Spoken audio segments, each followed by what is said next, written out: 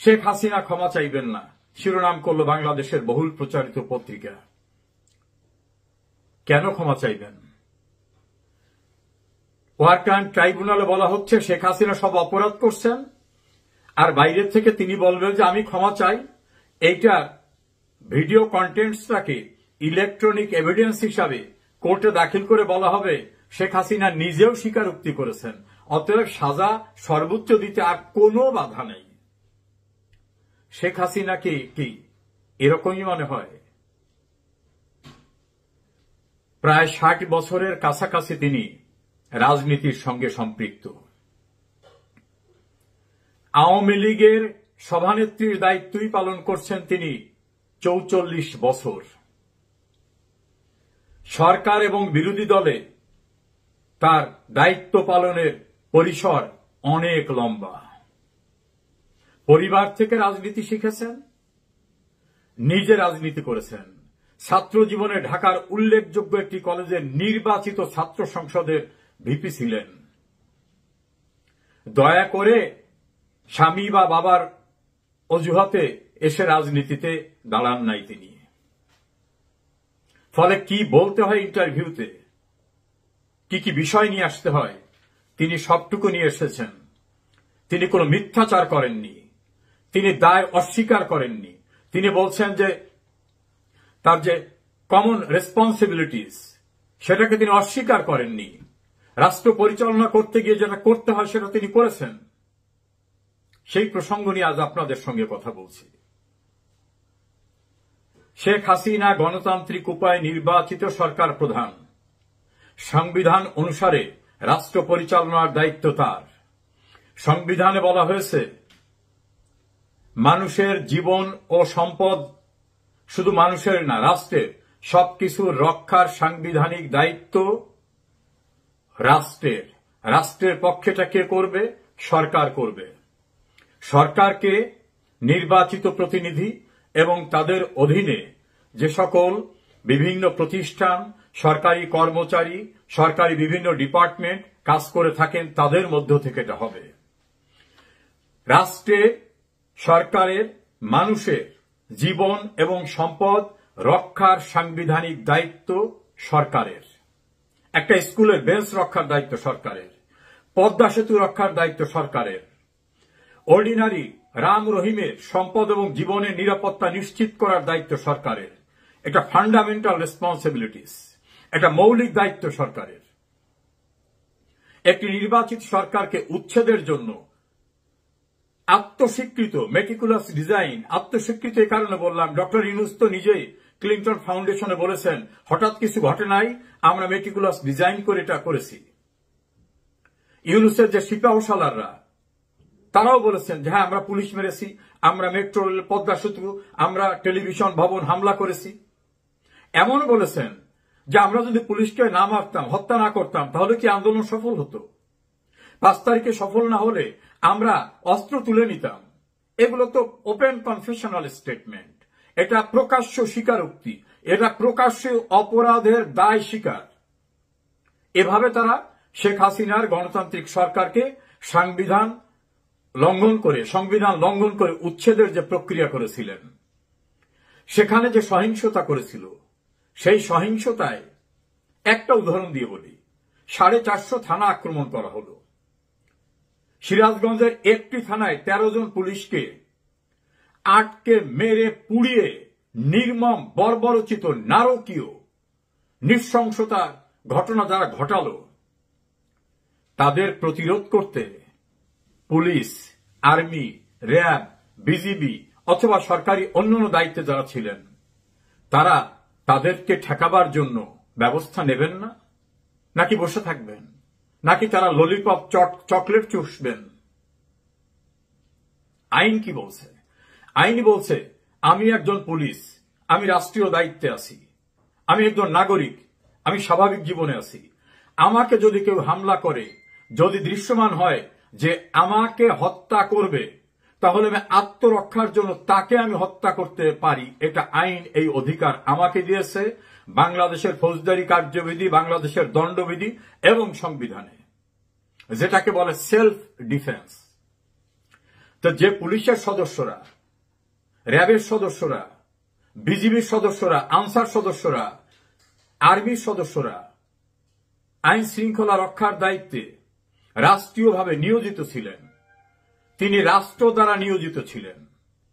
এই রাষ্ট্রীয় দ্বারা নিয়োজিত অর্থাৎ তিনি অফিসিয়ালি লফুলি ডিপ্লয়েড ছিলেন। তিনি যখন দেখবেন যে তাকে মারা হচ্ছে, সাধারণ নাগরিককে মারা হচ্ছে,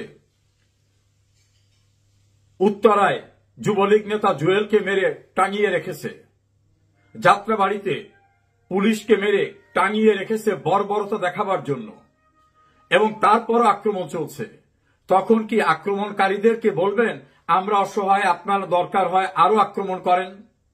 তখন আইন হচ্ছে তিনি প্রতিরোধ করবেন, সেই প্রতিরোধ করতে যদি বল প্রয়োগ করতে হয় বল তিনি প্রয়োগ করবেন। এর জন্য শেখ হাসিনা, এর জন্য স্বরাষ্ট্রমন্ত্রীর, এর জন্য পুলিশের আইজিপির কোনো অর্ডার দেওয়ার দরকার নাই। যিনি ওখানে ডিপ্লয়েড আছেন, নিয়োজিত আছেন, আইনি তাকে অধিকার দিয়েছেন তিনি কি করবেন। যদি তিনি অপ্রয়োজন অতিরিক্ত বল প্রয়োগ করেন তাহলে সেটা তার ক্ষমতার অপব্যবহার হিসাবে বিচার হতে পারে। যখন কিছু হত্যাকাণ্ড নিয়ে কথা উঠল, প্রধানমন্ত্রী শেখ হাসিনা সুপ্রিম কোর্টের বিচারপতি খন্দকার দিলুরুজ্জামান এবং অপর দুইজনের নেতৃত্বে একটা ইনকোয়ারি কমিটি করে দিলেন। এই ইনকোয়ারি কমিটি ইনকোয়ারি শুরু করলো। যদি সেই ইনকোয়ারিতে রিপোর্ট আসতো যে এখানে অপ্রয়োজনীয় বল প্রয়োগ করা হয়েছে তাহলে ডেফিনেটলি তাদের বিরুদ্ধে ব্যবস্থা গ্রহণ করা হতো। শেখ হাসিনা তো আপন দেখেন না, তার সরকারের সময় তো এক্সিস্টিং এমপি ক্ষমতাসীন দলের দুর্নীতির দায়ে কারাদণ্ডপ্রাপ্ত হয়েছেন। তার সরকারের প্রভাবশালী একজন সাবেক মন্ত্রীর জামাতা অপরাধের সঙ্গে জড়িত ছিলেন, সেনাবাহিনীর কর্মকর্তা ছিলেন, তার তো মৃত্যুদণ্ড হয়েছে। ঢাকার জগন্নাথ বিশ্ববিদ্যালয় এলাকায় টেইলরিং শপের একজন কর্মচারীকে আক্রমণ করার ঘটনা অনেকেই বলেছিল ছাত্রলীগ জড়িত, তাদের বিচার হবে না। শেখ হাসিনা সরকার দেখিয়েছেন বিচার হয়েছে, মৃত্যুদণ্ড হয়েছে তাদের। শেখ হাসিনা তো ছাড় দিতেন না। তাহলে সেই ইনকোয়ারি কমিটির ইনকোয়ারি আসার সুযোগ দেওয়া হলো না। তাদের যে দাবি ছিল কোটা বিষয়টা নিষ্পত্তি হয়ে গেল, তারপরও তাকে উচ্ছেদ করতে হবে। অর্থাৎ টার্গেটটা হচ্ছে শেখ হাসিনা। ছাত্র শিবিরের সাবেক নেতা স্পষ্ট করে বলছেন যে আমাদের মূল টার্গেট গণভবন ছিল না, আমাদের টার্গেট ছিল শেখ হাসিনা। আর এটা কোনো বিপ্লব ছিল না।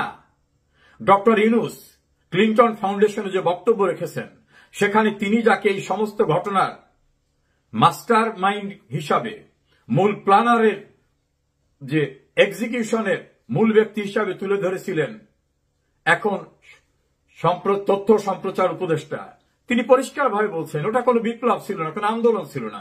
মাহফুজ বলছেন এটা ক্ষমতা পরিবর্তনের, রিজিম পরিবর্তনের একটা ষড়যন্ত্র ছিল। যিনি মাস্টার মাইন্ড ছিলেন তিনি বলছেন ওটা আন্দোলন, বিপ্লব ছিল না, ওটা ছিল রেজিম পরিবর্তনের একটি ষড়যন্ত্র। শেখ হাসিনা এবং অন্যান্যরা যে বলেন এটা ষড়যন্ত্র ছিল, সেটা তারা নিজেরাও বলেন। এরপরেও কি বুঝতে বাকি আছে যে ওইটা কি ছিল? যে কথা দিয়ে শুরু করেছিলাম, police, RAB, army, BGB, answer, এমনকি সিভিলিয়ান যারা অফিসিয়াল ডিউটিতে ছিলেন, তারা ব্যক্তিগত ক্যাপাসিটিতে কোনো অন্যায় করেননি। তারা রাষ্ট্রীয় দায়িত্ব রক্ষা করতে গিয়ে, রাষ্ট্রের এবং নাগরিকের জীবন সম্পত্তি রক্ষা করতে গিয়ে তারা যদি ফোর্স অ্যাপ্লাই করে থাকেন তাহলে সেটা আত্মরক্ষার জন্য সেলফ ডিফেন্স হিসাবে বিবেচিত হবে। আচ্ছা, ধরে নিন তারা অপ্রয়োজনে গুলি করছে, তাহলে সেই হত্যাকাণ্ড নিয়েও মামলা হবে। মামলা হওয়ার পরে আমাদের আইনে কি বলছে, যে কোনো ঘটনার যদি দুইটা ভার্সন আসে, দুইটা ব্যাখ্যা আসে, একটা লোক মারা গেছে উদাহরণ হিসেবে বলি, এক পক্ষ বলল যে ভাইরা মেরেছে, আর এক পক্ষ বলল না ওর শ্বশুরবাড়ির লোকরা ওকে মেরেছে, তখন আইন কি? আইন হচ্ছে দুটি মামলা হবে, দুইটি মামলা সাইমালটেনিয়াসলি ট্রায়াল হবে, অর্থাৎ পাশাপাশি বিচার হবে। কোর্ট নির্ধারণ করবেন যে প্রকৃত পক্ষে কে মেরেছে। জুলাই আগস্টের সহিংসতার ঘটনায় পুলিশ এবং অন্যান্য যারা মারা গেছে তাদের হত্যাকাণ্ডের বিচার হবে না, এই যে চিঠিটা দেওয়া হলো ইউনূস সরকার থেকে, এটাই তো অবৈধ। এটার দ্বারা তো প্রমাণিত হয় যে খুনিদের বাঁচাবার জন্য এটা নেওয়া হয়েছে। না হলে দুইটাই বিচারে যাবে। পুলিশ যদি অন্য কাউকে অন্যায়ভাবে মারে, বিচারে যদি সাব্যস্ত হয় যে না এখানে পুলিশের এই গুলি চালাবার দরকার ছিল না, তারা অন্যায় করেছে, তাহলে অবশ্যই তারা দণ্ডিত হবে। আর যদি প্রমাণিত হয় যে ওই সিচুয়েশনে পুলিশ গুলি করা ছাড়া কোনো বিকল্প ছিল না, তাহলে পুলিশ ওই যে সেলফ ডিফেন্স, আত্মরক্ষায় পুলিশ পরিত্রাণ পাবে। পুলিশের আইজিপি, সাবেক একাধিক মেট্রোপলিটন পুলিশ কমিশনার, অনেক গুরুত্বপূর্ণ অফিসার সহ কনস্টেবল অফিসাররা কারাগারে। অনেকের আইসিটিতে বিচার হচ্ছে, অনেকের বিরুদ্ধে মামলায় আসামি করে বিচারের প্রক্রিয়া রয়েছে। পুলিশ তার ইন্ডিভিজুয়াল ক্যাপাসিটিতে, ব্যক্তিগত ক্যাপাসিটিতে গিয়ে অপরাধ করেছে। আর্মি, বিজিবি, র্যাব, আনসার কেউই ব্যক্তিগত ক্যাপাসিটিতে কাজ করে না, রাষ্ট্রীয় দায়িত্ব পালন করতে গেছিল। সেটা সাংবিধানিকভাবে তার লফুল অথরিটি নিয়ে তিনি দায়িত্ব পালন করতে গিয়েছিলেন। ফলে তাদেরকে ব্যক্তিগত অপরাধের দায়ে অভিযুক্ত করার আইনগত কোনো ভিত্তি নাই। বরং সকল হত্যাকাণ্ডের বিচার কোর্টে নিয়ে এসে দেখতে হবে পরিস্থিতির কারণে তিনি মেরেছেন নাকি ক্ষমতার অপব্যবহার করে মেরেছেন। যদি অপব্যবহার করে নিশ্চয়ই তার বিচার হবে। এই বিষয়গুলো বিবেচনায় রাখতে হবে। শেখ হাসিনা প্রকাশ্যভাবে বলেছেন আমি দুঃখিত, আমি সমবেতি। ওই ঘটনার সময় তিনি বুক উজাড় করে গুলি নিয়েছেন বলে যে প্রচারণা ব্যাপক আকারে, যদিও তার বাবার ইন্টারভিউটা ডিফারেন্ট, স্নিগ্ধ মুগ্ধদের ফ্যামিলিকে ডেকে এনে তাদেরকে আর্থিক সহায়তা, সহানুভূতি জানিয়েছেন। অন্যান্য যারা ক্ষতিগ্রস্ত তাদের আর্থিক সহায়তা, সহানুভূতি জানিয়েছেন। হসপিটালে গিয়ে ইনজুর্ড যারা তাদেরকে দেখেছেন। রাষ্ট্রীয় প্রতিষ্ঠান ধ্বংস হয়েছে সেখানে তিনি গিয়েছেন। রাষ্ট্রনায়ক হিসাবে, সরকার প্রধান হিসাবে তার উপরে যে অর্পিত দায়িত্ব সেটা তিনি পালন করেছেন। তারপরে ইন্টারভিউতে তিনি বলেছেন আমি দুঃখিত, আমি সমবেতি, আমি করণীয় যেটা সেটা করেছি। আর এজ এ হোল যদি কোথাও কোনো ভুল হয়ে থাকে নিশ্চয়ই সে দায়িত্ব আমার। এখন তিনি দুঃখ প্রকাশ করবেন। গ্রামে একটা খুব খারাপ শব্দ আছে, উচ্চারণ করতে পারলাম না। শেখ হাসিনাকে কি তাই মনে হয় তিনি ফাঁসির রজ্জুতে গলাকে এগিয়ে দেওয়ার জন্য বলবেন হ্যাঁ আপনারা বলছেন আমিই করছি, আমি এখন দুঃখ প্রকাশ করে বলতেছি যে আমি ক্ষমা চাচ্ছি। তিনি কনফেশনাল স্টেটমেন্ট দেবেন। শেখ হাসিনাকে খুন করতে বলেছেন, তিনি কি হুকুম দিয়েছেন? তাছাড়া রাষ্ট্রের আইন শৃঙ্খলা সম্পদ রক্ষার জন্য সরকার প্রধান হিসাবে তিনি সকলকে অর্পিত দায়িত্ব পালন করতে বলবেন, এটাই স্বাভাবিক, এটাই আইন, এটাই নিয়ম। আপনাকে ভুলে গেছেন জিয়াউর রহমানের সময় 1979 সালের 6 এপ্রিল পর্যন্ত প্রতিনিয়ত প্রতিদিন মার্শাল ল কারফিউ দিয়ে রাষ্ট্র শাসন করার মধ্যে কি পরিমাণে সোলজারদের, অফিসারদের নির্মমভাবে হত্যা করা হয়েছিল কোর্ট মার্শালের নামে। ভুলে গেছেন? এরকম ঘটনা অসংখ্য আছে। শেখ হাসিনার ইন্টারভিউ যারা পড়েন নাই পড়ে দেখবেন, এই ইন্টারভিউর ভিতরে তিনি সমস্ত তথ্যপত্র, সমস্ত কিছু উল্লেখ করেছেন। সমকালীন ইতিহাসে ডক্টর ইউনুস লন্ডনের চাথাম হাউস ইন্টারভিউতে দিতে এসে বলে ফেললেন ভোটারদের জন্য কিছু রাখবো না, ও টাকা খেয়ে দিক ওদিক চলে যায়। তুমি কে? তোমাকে কে দিয়েছে authority? Under what provision of law? Sheikh হাসিনার ইন্টারভিউ নিয়ে যারা বিভ্রান্তি ছড়াচ্ছেন, যারা বলেন তিনি ক্ষমা চাননি কেন, যারা বলেন পুলিশ অন্যায় করেছে বিচার করতে হবে, তারা দয়া করে আমার এই কথাগুলোকে আইন এবং বাস্তবতার নিরিখে বিবেচনা করে দেখবেন। দায়িত্ব পালনরত ব্যক্তি দায়িত্বের অধীনে যদি কিছু করে থাকে সেটা তার আইনানুগ প্রক্রিয়ায় করেছে কি করে নাই সেটা বিচারের মাধ্যমে বেরোতে হবে। কিন্তু তাদের হত্যাকাণ্ডের বিচার হবে না এই বর্বর চিত, নৃশংস, নারকীয়, কালো সিদ্ধান্ত দিয়ে তাদের রক্ষা করা যাবে না। বঙ্গবন্ধুর খুনিদেরও রক্ষা করা যায়নি। প্রিয় দর্শক শ্রোতা, ভালো থাকবেন।